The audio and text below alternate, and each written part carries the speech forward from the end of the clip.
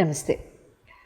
12 రాసుల వారికి ఎప్పుడూ నెలసరిగా మనం మాస ఫలాలు, మాస రాశి ఫలాలు, తర్వాత ఇంకా ఇతరోత్తర గ్రహ మార్పులు లాంటివి డిస్కస్ చేసుకుంటూ ఉంటాం.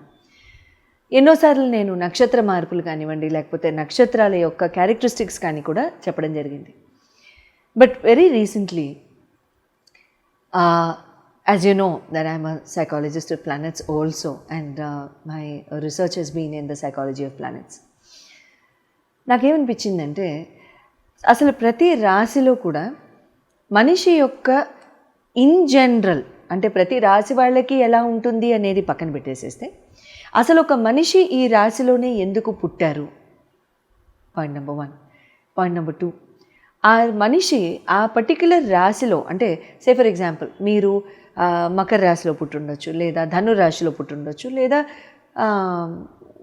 తులారాశిలో పుట్టుండొచ్చు, ఇంకొకళ్ళు ఎవరో మేషరాశిలో పుట్టుండొచ్చు, వృషభ రాశిలో పుట్టుండొచ్చు, కర్కాటక రాశిలో పుట్టుండొచ్చు.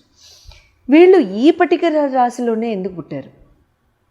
అసలు ఆ రాశిలో పుట్టడం మొలాన వీళ్ళ యొక్క స్థితిగతులు పుట్టిన దగ్గర నుంచి వీళ్ళకి, వీళ్ళ ఫ్యామిలీకి ఎలా ఉంటాయి, అసలు వీళ్ళ నేచర్ ఏంటి, వీళ్ళ క్యారెక్టరిస్టిక్స్ ఏంటి, ఇన్ జనరల్ అసలు వీళ్ళకి ఎలా ఉంటుంది, లైఫ్ ఇన్ టోటాలిటీ, అసలు యూనివర్సల్ స్పెక్ట్రమ్ కింద కనుక తీసుకున్నట్లయితే ఆస్ట్రనామికల్ ఇన్ఫ్లుయెన్స్ వీళ్ళకి ఎట్లా ఉంటుంది. నెక్స్ట్, వీళ్ళకి ప్రతి భావం యందు, అంటే 2nd, 3rd, 4th, 5th, వీళ్ళు పుట్టిన రాశి, వీళ్ళ మెయిన్ రాశి నెంబర్ 1గా తీసుకున్నట్లయితే వీళ్ళకి మిగతా 11 ఎలా ఉంటాయి, అసలు వీళ్ళకి ఆ మిగతా 11ని బేస్ చేసుకుని వీళ్ళ జీవితం ఎలా ఉంటుంది అనేది నాకు చాలా ఇంట్రెస్టింగ్ రీసెర్చ్ అనిపించింది. And then I done that, and here I am with all your points. Let's start.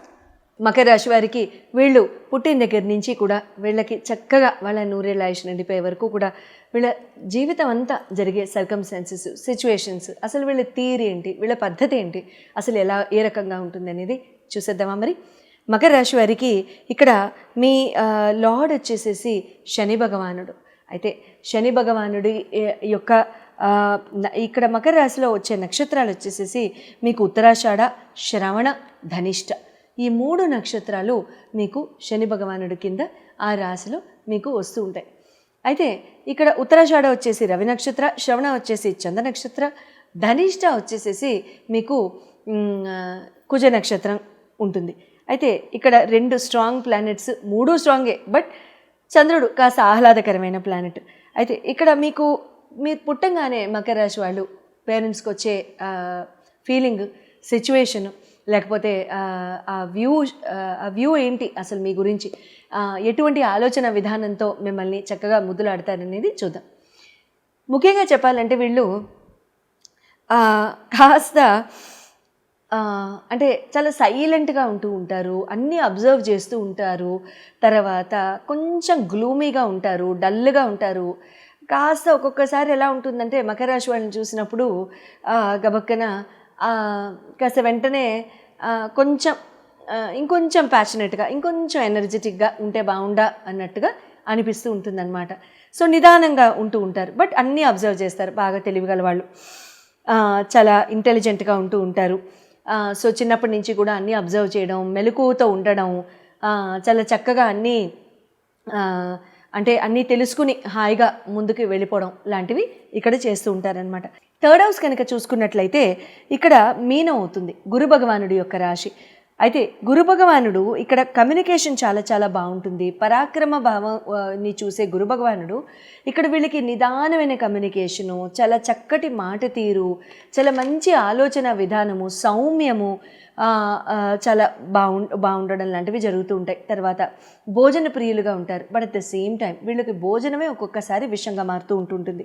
అంటే కడుపులో అరగకపోవడం కానివ్వండి, డైజెస్టివ్ ఇష్యూస్ ఉండడం కానివ్వండి, ఇంటెస్టైనల్ ప్రాబ్లమ్స్ రావడం కానివ్వండి, అల్సర్స్ రావడం కానివ్వండి, మౌత్ అల్సర్స్, ఇటువంటివి వీళ్ళకి ఎక్కువగా ఉంటూ ఉంటాయి.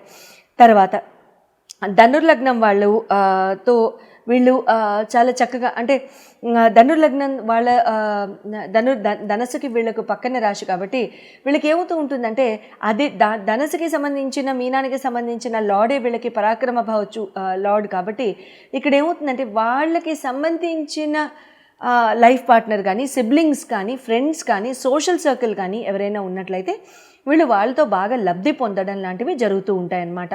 సోషల్ సర్కిల్ని కూడా ఇదే ఇండికేట్ చేస్తుంది. కాబట్టి 4th హౌస్ కనుక చూసుకున్నట్లయితే వీళ్ళకి ఫ్యామిలీ ఓరియంటేషను, డొమెస్టిక్ హార్మనీ, మానసిక ప్రశాంతత, జీవనంలో ఫ్యామిలీ ఓరియంటేషను, ఫ్యామిలీ సెటప్ చేసుకునే విధి విధానాలు, తర్వాత మాతృస్థానము చూసే ఈ 4th స్థానము, తర్వాత అమ్మమ్మ వాళ్ళతో చాలా అటాచ్మెంట్ అనేది జనరల్గా ఉంటుంది, ప్రేమపూర్వకంగా ఉంటారు.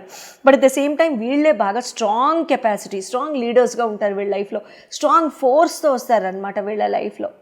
సో అటువంటివి ఎక్కువగా జరుగుతూ ఉంటాయి మేషం వాళ్ళు ఉన్నప్పుడు. తర్వాత వీళ్ళకి మేషం వాళ్ళు కూడా బాగా అంటే లైఫ్ పార్ట్నర్గా కూడా చాలా చక్కగా సూట్ అవుతూ ఉంటారు. 5th హౌస్ కనుక చూసుకున్నట్లయితే వృషభ రాశి అవుతుంది. కాబట్టి ఇక్కడ అంటే క్రియేటివ్ స్కిల్స్ పట్ల మంచి టాలెంట్ ఉండి చక్కటి ఆహ్లాదకరమైన మ్యూజిక్ని ఆనందించడం కానివ్వండి, క్రియేటివ్ టాలెంట్ ఆనందించడం కానివ్వండి, స్కిల్ సెట్ ఆనందించడం కానివ్వండి, నేచర్ ఆనందించడం కానివ్వండి, ఇలాంటివి ఇక్కడ చాలా చక్కగా బాగుంటూ ఉంటాయన్నమాట. తర్వాత అందమైన వాళ్ళు ఇక్కడ వీళ్ళకి బాగా ఒక లవ్ లైఫ్లోకి వీళ్ళకి రావడము, తర్వాత వాళ్ళతో వివాహం జరగడం లాంటివి జరుగుతూ ఉంటాయి. తయారయ్యే విషయాల్లో కానివ్వండి, డ్రెస్సింగ్ సెన్స్లో కానివ్వండి, వీళ్ళు చాలా చక్కగా ఉంటారు. శుక్రుడు చాలా అందంగా కనుక, శుక్రుడు వెల్ ప్లేస్డ్ అయితే మాత్రం అందగాళ్ళు వీళ్ళకి లైఫ్లో జనరల్గా లైఫ్ పార్ట్నర్స్గా వస్తూ ఉంటారు. 6th హౌస్ కనుక చూసుకున్నట్లయితే మిథున రాశి అవుతుంది వీళ్ళకి. ఇక్కడ కమ్యూనికేషన్ పరంగా కనుక చూసుకున్నట్లయితే వీళ్ళకి జనరల్గా బాగుండి తీరాలి, కానీ వీళ్ళకి కమ్యూనికేషన్ పరంగా వీళ్ళు అనుకూడని మాటలు అనేయడం కానివ్వండి, లేకపోతే తుంచినట్టు మాట్లాడడం కానివ్వండి, ఇలాంటివి ఒక్కొక్కసారి చేస్తూ ఉంటారు. అటువంటి విషయాల్లో వీళ్ళకి ఎనిమిటీ అనేది ఫామ్ అవుతుంది. లోన్స్, లగ్జూరియస్ లోన్స్, ఇళ్ల స్థలాలు, ల్యాండ్స్, ఫ్లాట్స్, లగ్జూరియస్ ఫ్లాట్స్, వాటి మీద వీళ్ళు ఎక్కువగా ఖర్చు పెడుతూ ఉంటారు. లగ్జరీ ఐటమ్స్ మీద ఎక్కువ ఖర్చు పెడుతూ ఉంటారు. ఎక్స్ట్రావెగాన్సా, ఎక్సెసివ్ ఎక్స్పెండిచర్ వీళ్ళకి అక్కడ అవుతూ ఉంటాయి. కంఠానికి సంబంధించిన రోగాలు, డిసీజెస్ లాంటివి ఎక్కువగా వస్తూ ఉంటాయి. చర్మ వ్యాధులు, కంఠానికి సంబంధించినవి, యాక్ని, స్కిన్ ప్రాబ్లమ్స్తో వీళ్ళు ఎక్కువగా ఇష్యూస్ అనేవి వీళ్ళకి వస్తూ ఉంటాయి అన్నమాట. 7th హౌస్ కనుక చూసుకున్నట్లయితే కర్కాటకం. వీళ్ళకి ఏమవుతుందంటే చంద్రభగవానుడు సైన్ యొక్క కర్కాటకంతో ఇక్కడ వీళ్ళకి ఏమవుతుందంటే చంద్రభగవానుడు వెల్ ప్లేస్డ్ అయ్యి ఉండి అవతల లైఫ్ పార్ట్నర్ హోరోస్కోప్లో ఉంటే అప్పుడు వీళ్ళకి emotion, romance, life long romance వీళ్ళకి ఎప్పుడూ ఉంటుంది, లేదా అది మందగించేస్తుంది అన్నమాట. లైఫ్ చాలా బోరింగ్గా మారిపోవడానికి సంపూర్ణ అవకాశాలు మకర రాశి వాళ్ళకి జనరల్గా ఉంటాయి. సో హై అండ్ లో టైడ్, ఎక్కువగా marital problems, marital related complaints, అర్థం చేసుకోరు, అర్థం కాను అనే విషయము ఎక్కువగా వీళ్ళకి ఆ ఫ్లక్చువేషన్స్ వీళ్ళకి వస్తూ ఉంటాయి అన్నమాట. వీళ్ళకి డిప్లొమాటిక్ లైఫ్ పార్ట్నర్స్ వస్తూ ఉంటారు ఇన్ జనరల్. అంటే డిప్లొమాటిక్గా వీళ్ళు మేనేజ్ చేసేస్తూ ఉంటారు లైఫ్ పార్ట్నర్ని. అష్టమ స్థానాన్ని కనుక చూసుకున్నట్లయితే, but again it depends upon life partner మళ్ళీ ఏ రాశి నుంచి వచ్చారు అనేది. మళ్ళీ వాళ్ళు కనుక చక్కటి రాశి నుంచి వస్తే మళ్ళీ ఇబ్బంది లేదు, అంటే వీళ్ళకి కంపాటబుల్ రాశి, చక్కటి రాశి అంటే. అష్టమ స్థానాన్ని కనుక చూసుకున్నట్లయితే సింహ అవుతుంది వీళ్ళకి. సింహరాశి వాళ్ళతో వీళ్ళకి ఏమవుతుందంటే వీళ్ళకి డైజెస్టివ్ రిలేటెడ్, ఫస్ట్ హెల్త్ గురించి మాట్లాడుకుంటే డైజెస్టివ్ రిలేటెడ్, గ్యాస్ట్రిక్ ప్రాబ్లమ్స్, తర్వాత కార్డియాక్ రిలేటెడ్ ఇష్యూస్ వీళ్ళకి జనరల్గా వస్తూ ఉంటాయి. కార్డియోవాస్కులర్ ప్రాబ్లమ్స్ కానివ్వండి, లేకపోతే కొవ్వుతో సంబంధించిన ప్రాబ్లమ్స్ కానివ్వండి, కొలెస్ట్రాల్కి సంబంధించిన ఇష్యూస్ కానివ్వండి, ఇలాంటివి వస్తూ ఉంటాయి. Father related issues, father in law related issues, father figure issues కూడా జనరల్గా ఎక్కువగా, government related issues, legal cases ఇలాంటివి కూడా జనరల్గా వస్తూ ఉంటాయి. అటువంటివి లేకుండా జాగ్రత్త పడండి.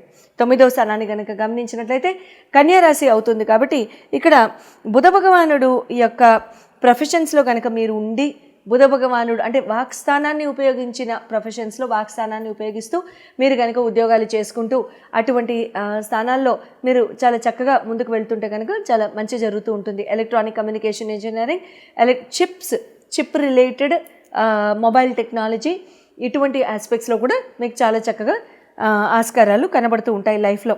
దశమ స్థానం మీకు తుల అవుతుంది కాబట్టి ఇక్కడ ఏమవుతుందంటే ఇక్కడ మీరు శుకుడికి సంబంధించినవి అంటే లైక్ లగ్జూరియస్ ఆస్పెక్ట్స్, తర్వాత accessories, luxurious items, travel, destinations, gold, mining, gems, తర్వాత electric equipment with luxurious capacity like air conditioning, అటువంటివి వాటిల్లో అటువంటి బిజినెస్ల్లో ఉన్నా సరే చాలా చాలా బాగుంటుంది. కార్స్, ఆటోమొబైల్స్ ఇటువంటి వాటిల్లో కూడా చాలా చక్కగా రాణిస్తారు, చాలా చాలా బాగుంటుంది. But at the same time it also depends మీ హోరోస్కోప్స్లో శుక్రుడు ఎలా ప్లేస్ అయి ఉన్నారని. ఇక్కడ 11వ స్థానాన్ని కనుక చూసుకున్నట్లయితే వృశ్చిక రాశి అవుతుందన్నమాట. ఇక్కడ మీకు వృశ్చిక రాశికి సంబంధించిన వాళ్ళు ఎవరైనా సరే అంటే కుజభగవానుడి రాశి నుంచి ఐదర్ మేష నుంచి కానీ వృశ్చిక రాశి నుంచి కానీ కుజభగవానుడు అండాదండా ఉన్న మంచి బ్లెస్సింగ్స్ ఉన్న వాళ్ళు కానివ్వండి, మీకు సోషల్ సర్కిల్లో పరిచయం అయి అటువంటి ఆస్పెక్ట్స్లో మీకు బాగా ఫ్రెండ్స్గా మారడానికి, సంపూర్ణ లైఫ్ పార్ట్నర్గా కూడా మారడానికి ఆస్కారం ఉంటుంది. వాళ్ళే ఒక అండాదండా ధైర్యంగా కూడా మారుతూ ఉంటారు. 12వ స్థానాన్ని కనుక చూసుకున్నట్లయితే మీకు ఇక్కడ ధనస్సు అవుతుంది కాబట్టి ఇక్కడ మీకు ఏమవుతుందంటే డైజెస్టివ్ రిలేటెడ్ ఇష్యూస్ రావడం కానివ్వండి, లేకపోతే ధనస్సు వాళ్ళని ఇటు ధనస్సు రాశి కానివ్వండి, లేకపోతే ధను లగ్నం వాళ్ళు కానివ్వండి, మీకు అటు లైఫ్ పార్ట్నర్గా వచ్చినా సరే వాళ్ళు మీకు కర్మశేషం తీర్చడానికి కానివ్వండి, లేకపోతే వాళ్ళు మీకు చక్కగా అంటే ఒక ఫిలసాఫికల్గా మీకు ఒక అండాదండాగా తోడుండడం కానివ్వండి, లేకపోతే ధైర్యంతో మిమ్మల్ని ముందుకు తీసుకెళ్ళడం కానివ్వండి, ఇలాంటివి జరుగుతూ ఉంటాయి. కానీ ఇక్కడ ఏంటంటే బాగా కేర్గా ఉండడము, కేరింగ్గా ఉండడము, నర్చరింగ్గా ఉండడము లాంటివి ధనుసు వాళ్ళు ఎలాగో చేస్తారు కాబట్టి మకరం వాళ్ళకి అది బ్యాక్ ఫైర్ అవ్వకుండా జనరల్గా ఉంటుందన్నమాట. సో ఎప్పుడూ కూడా చక్కగా ఒకరికొకరు సపోర్టివ్గా ముందుకు వెళ్ళిపోవడం లాంటివి జరుగుతూ ఉంటాయి. ఎంతమందికి ఇందులో చాలా దగ్గరగా ఉన్నాయి అనేది చక్కగా కమెంట్స్ రూపంలో తెలియచేయండి, సంతోషపడతాం.